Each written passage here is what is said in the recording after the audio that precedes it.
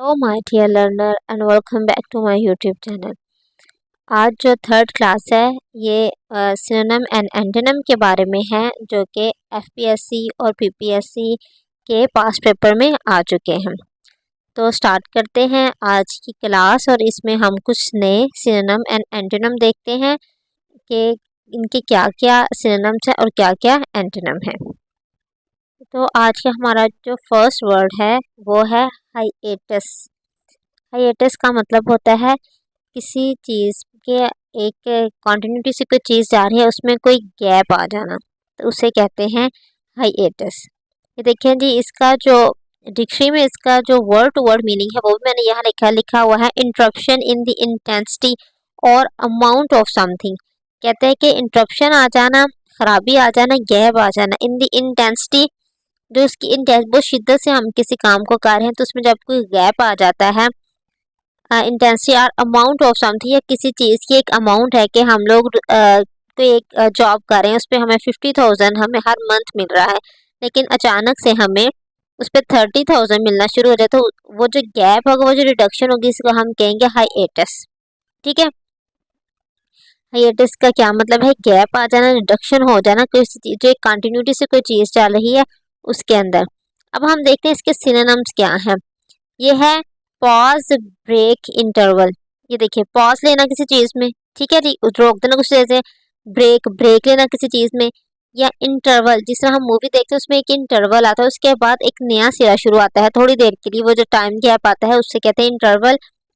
तो हाइएटस का मतलब ही इंटरवल है। इंटरप्शन आ जाना, खराबी हो जाना, सस्पेंशन मतलब इस चीज़ को सस्पेंड कर देना थोड़ी देर के लिए। इंटरमिशन, इंटरमिशन का मतलब हमारा कोई मिशन है, अब हम यहाँ हमने यहाँ तक पहुँचना है और यहाँ हम लोग थोड़ी देर रुक के वो अपना जो हम अपनी प्लानिंग करेंगे, तो वो यहाँ जो रुकना है, यहाँ हम चलते आ रहे हैं, यहाँ जो रुकना है और यहाँ जो जाना है, ये क्या होगा? हमारा हाइएटस है। ठीक है जी। इंटरल्यूड और गैप दोनों का मतलब किस सेंस में आ रहा है जी? उसमें रुकने में या थोड़ा सा किसी चीज़ के ब्रेक आने में। ये थे इसके सिनोनिम। अब इसके एंटोनिम देखते हैं क्या है। कंटिन्यूएशन मतलब एक चीज़ में ब्रेक नहीं आना, वो हमेशा कंटिन्यू ही रहेगी। कंटिन्यूटी, कंटिन्यूटी मतलब किसी चीज़ का जारी ही रहना।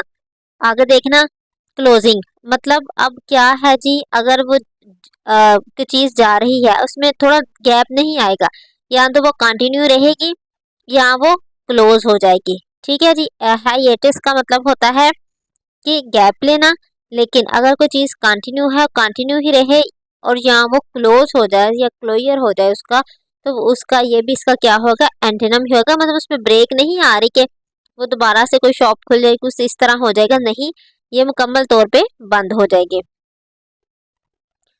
आगे जो नेक्स्ट सेंटेंस है वो ये है इन a bid. In a bid का मतलब होता है एक बोली में, मतलब एक ही अटेम्प्ट में आप किसी को कोई सरप्राइज देते हो या किसी को कोई बात करते हो, तो वो क्या होगा? इन अ बिड में। An attempt to obtain it और डू इट। एन अटेम्प्ट एक कोशिश, टू ऑब्टेन इसको हासिल करने की, आर डू इट इसको करने की, किसी चीज़ को करने की जो कोशिश होती है उसे कहते हैं इन अ बिड। ठीक है, ये तो हो गया इसका word to word meaning. Synonym इसका क्या होगा? सिनोनिम क्या होता है? In an attempt to. In a bid का मतलब होता है कोई कोशिश करना कि किसी चीज़ को हासिल करने की, किसी चीज़ को करने की। इन एन अटेम्प्ट टू का मतलब है कोई कोशिश करना। इन एन एफर्ट टू कोई एफर्ट करना। ठीक है, ये दोनों इसके क्या होंगे? सिनोनिम होंगे, in an attempt to, in an effort to. अगर हम इसके एंटोनिम की तरफ जाएं तो इसका एंटोनिम क्या होगा? ऑर्डर। मतलब कोशिश नहीं कर रहे हम लोग, एक बादशाह बन के बैठे हो, हम लोग कहेंगे ऑर्डर दे रहे हैं, तुमने ये काम करना ही करना है।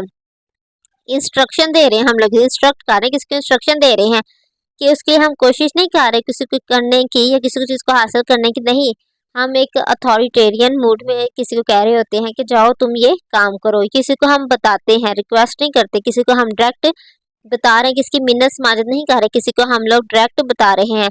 कमांड करना, किसी को अपने कमांड करना, किसी को अपने कहे हुए अल्फाज के मुताबिक किसी से अपना काम करवाने को कहते हैं कमांड करना। ठीक है जी। इन अ बिड का मतलब है एक बोली में। इसका सिनोनिम क्या है? In an attempt to, in an effort to. और इसका एंटोनिम देखें क्या होगा?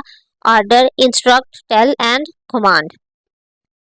सो let's move on to another word that is scarcely, scarcely का हमें ऐसा अगर इसका नाम सुने तो हमें ऐसा लगे कोई स्केयरली है, कोई ऐसे स्केयर कोई चीज़ पड़ी हुई उसे उसे इसके बारे में बात की जा रही है, लेकिन नहीं। स्केयरली का मतलब होता है साफ साफ कुछ कह देना, ठीक है, स्ट्रेट फॉरवर्ड कोई बात कर देना। अगर देखें जी, अगर इसका हम लोग सिनोनिम देखें तो क्या होंगे जी, इन अ स्ट्रेट फॉरवर्ड और ऑनेस्ट मैनर, कहते हैं किसी को ना किसी स्ट्रेट फॉर साफ साफ कुछ कहना, ये ऑनेस्ट, किसे हम ऑनेस्ट हम उसे कहते हैं कि भाई ये बात गलत है, तो वो जब कहना हो उस तरीके में किसी को कहना तो हम किसी को स्केयरली कुछ बताएंगे। या अगर इसकी एग्जांपल है, we must carely face the issue, we must हमें स्केयरली मतलब साफ साफ मतलब स्ट्रेट फॉरवर्ड इशू को फेस करना चाहिए कि हाँ भाई ये इशू है, हम इनको फेस कर रहे हैं, तो उसके लिए क्या होगा, वाज़िया तौर पे हमें उनको फेस करना चाहिए, छुपना नहीं चाहिए। एग्जैक्टली, ठीक है, एग्जैक्टली का मतलब होता है हाँ यही, यकीनन। और राइट, राइट वे का मतलब होता है बिल्कुल सीधा रास्ता, साफ साफ वे में। इसके सिनोनिम थे, और इसके एंटीनम देखें तो एंटीनम में हमारे पास क्या आएगा, अनजस्ट, ठीक है। अनजस्ट का मतलब जैसे इसको नहीं है भाई गलत तरीके से कोई काम हो रहा है, साफ साफ नहीं गलत तरीके से। अनफेयर, अनफेयर का आपको मतलब गलत तरीके से। विद विद इवेयन, विद इवेयन का मतलब होता है कि मतलब चोरी चकारी के जरिए जब हम कोई काम करते हैं, ठीक है, तो उसे हम लोग क्या कहते हैं, स्केयरली। तो इसका एंटोनम है, स्केयरली का एंटोनम होगा अनजस्ट, अनफेयर, तो विद इवेयन, ठीक है।